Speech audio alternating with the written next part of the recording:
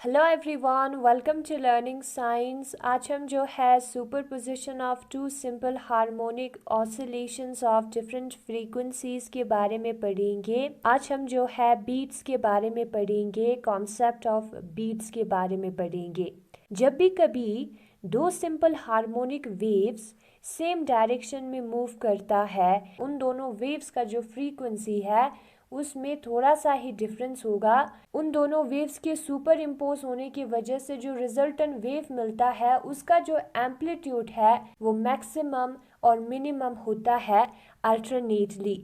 मतलब कि अगर कोई साउंड वेव है तो हमें मैक्सिमम साउंड सुनने को मिलेगा, फिर मिनिमम, फिर मैक्सिमम, फिर मिनिमम, फिर मैक्सिमम। जैसे कि हमारा हार्ट बीट है, पहले मैक्सिमम साउंड हमें सुनने को मिलता है, धक धक धक ऐसे करता है, तो एक मैक्सिमम साउंड होता है। फिर बंद हो जाता है साउंड, मिनिमम, फिर मैक्सिमम, फिर मिनिमम। तो ऐसे हमें जो है जो एम्पलीट्यूड है रिजल्टेंट वेव का वो मिलता है। इसके एग्जाम्पल में दो ट्यूनिंग फोर्क्स जिसका जो फ्रीक्वेंसी है वो नियरली इक्वल है वो आता है।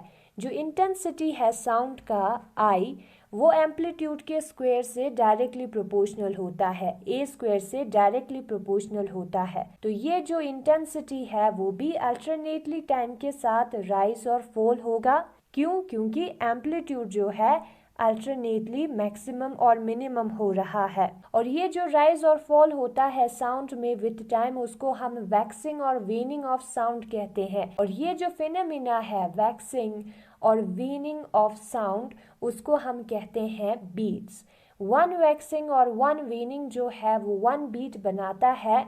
फर्दर जो नंबर ऑफ वैक्सिंग और वेनिंग होगा एक सेकंड में, उसको हम कहते हैं फ्रीक्वेंसी ऑफ बीट्स। एक्चुअली जो फ्रीक्वेंसी है बीट का, वो जो साउंड वेव्स है, जो पहले साउंड वेव्स थे उसके फ्रीक्वेंसी के डिफरेंस के बराबर होता है जो कि सेम डायरेक्शन में मूव कर रहा है। सपोज हमारे पास दो साउंड वेव्स है F1 और F2, तो जो बीट का फ्रीक्वेंसी है, फ्रीक्वेंसी ऑफ बीट FB से हम रिप्रेजेंट कर देते हैं फ्रीक्वेंसी ऑफ बीट को, वो जो है F1 माइनस F2 के बराबर आएगा। ये दोनों जो फ्रीक्वेंसीज है उसके डिफरेंस के बराबर आएगा।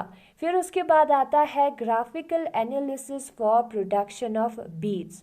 हम ग्राफिकली देखते हैं बीट्स के प्रोडक्शन को। यहाँ पे जो बीट्स है वो दो साउंड्स के सुपर पोजीशन की वजह से है। वो दोनों साउंड का फ्रीक्वेंसी में कितना डिफरेंस है? बहुत ही कम डिफरेंस है, स्लाइटली डिफरेंट फ्रीक्वेंसीज है। और वो दोनों वेव्स जो है सेम डायरेक्शन में मूव कर रहा है। हम कंसिडर करेंगे एक पर्टिकुलर टाइम जहाँ पे दो वेव्स जो है सेम फेस में होगा, यानी कि वो दोनों एक साथ काम करेगा। और यहाँ पे ये दोनों वेव्स जो है वो एक साथ काम कर रहा है, तो मैक्सिमम साउंड इंटेंसिटी प्रोड्यूस करेगा। फिर उसके बाद आउट ऑफ फेस काम करेगा, एक साथ काम नहीं करेगा, further and further out of face काम करता जाएगा, एक दूसरे से अलग होता जाएगा। ठीक है, क्योंकि उसका फ्रीक्वेंसी स्लाइटली डिफरेंट है, यही रीज़न है कि वो दोनों उसके बाद अलग होता जाएगा। और एक ऐसा टाइम आएगा T2 जहाँ पे जो दो वेव्स है वो ऑपोजिट फेस में होगा, एग्जैक्टली ऑपोजिटली काम करेगा, यानी कि एक का जो वेली है और दूसरे का जो पीक है वो दोनों एक साथ आ जाएगा। ठीक है, और ये जो है तब होता है जब एक वेव का जो वाइब्रेशन है वो दूसरे से हाफ टाइम्स ज़्यादा होता है। और इस केस में जब ये होता है तब वेव जो है वो मिनिमम साउंड इंटेंसिटी प्रोड्यूस करता है। फिर उसके बाद एक ऐसा टाइम आएगा T3 जहाँ पे एक वेव का जो वाइब्रेशन है वो वन फुल वाइब्रेशन गेन करेगा।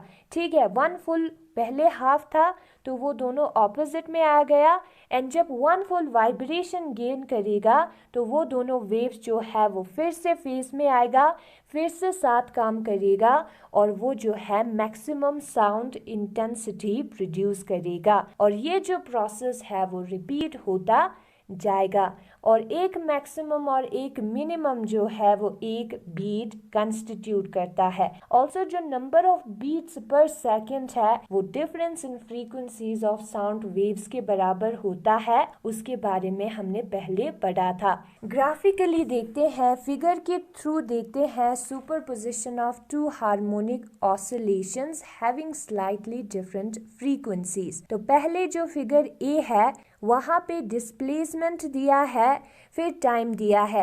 एक वेव को हमने सॉलिड लाइन जो प्योर लाइन है उससे रिप्रेजेंट किया है और दूसरे वेव को हमने डॉटेड लाइन से जो एक डॉट है उससे रिप्रेजेंट किया है। तो स्टार्टिंग पे जहाँ पे t1 टाइम होता है तब दोनों वेव जो है वो फेज में है, एक साथ काम कर रहा है। एक का जो पीक है वो दूसरे का भी पीक है और नीचे एक का जो वैली है वो दूसरे का भी वैली है।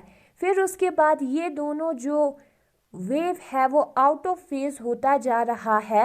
आउट ऑफ फेज का मतलब होता है एक दूसरे से अलग, यहाँ पे हम क्लियरली देख सकते हैं। और एक ऐसा टाइम आता है t2 जहाँ पे दोनों कंप्लीटली अलग हो गए हैं। एक पीक दे रहा है एक वेव और दूसरा वेव जो है वो वैली दे रहा है और उस टाइम को हम t2 टाइम कंसिडर करेंगे और यहाँ पे डिस्ट्रक्टिव इंटरफियरेंस होगा और जो आगे t1 है वहाँ पे कंस्ट्रक्टिव इंटरफियरेंस होगा। वहाँ पे साउंड मैक्सिमम होगा और t2 पे साउंड मिनिमम होगा।